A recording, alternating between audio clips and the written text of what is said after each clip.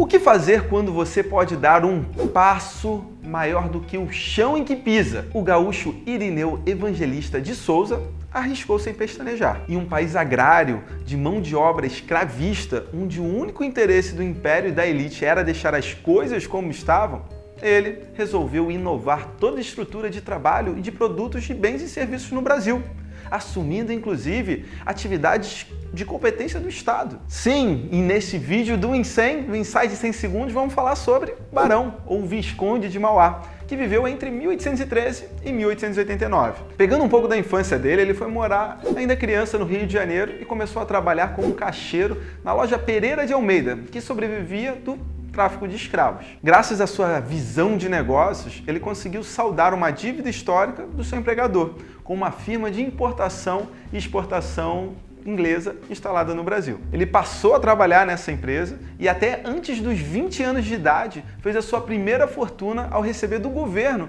o pagamento por ações que ele havia comprado a 20% do valor anos antes. Aos 23 anos, tornou-se sócio da antiga empresa que trabalhava e passou a tocar um negócio quando seus donos voltaram para a Inglaterra.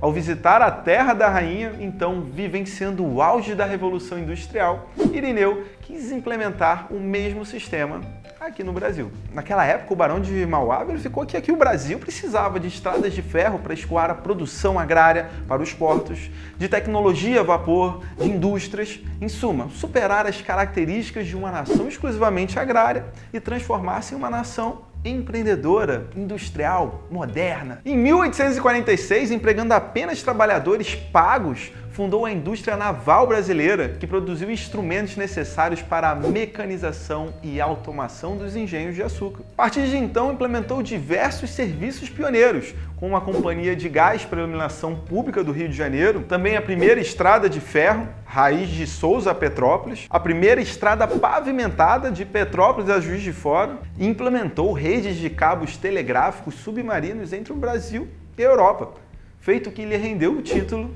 de Visconde. Também foi empreendedor como banqueiro, abriu o primeiro banco do Brasil e foi dono do Banco Mauá, com várias filiais no país e no exterior. Sua relação com o império do Dom Pedro II foi turbulenta. Apesar de fazer verdadeiros favores e de buscar uma relação amigável com o Estado, o aconselhamento das elites agrárias, capitaneadas pelo seu rival, o Visconde de Feitosa, foi suficiente para minar os seus negócios e deixá-lo com dívidas exorbitantes. Mas todas foram pagas. Gostou de saber do Barão de Mauá? Essa é a nossa temporada do InSem, um insight em 100 segundos com grandes administradores e administradoras da história, relembrando nossa antiga editoria na revista Administradores, o ADM na História. Semana que vem tem mais um InSem e tem mais um pouquinho sobre a história de alguém. Um abraço e bons insights!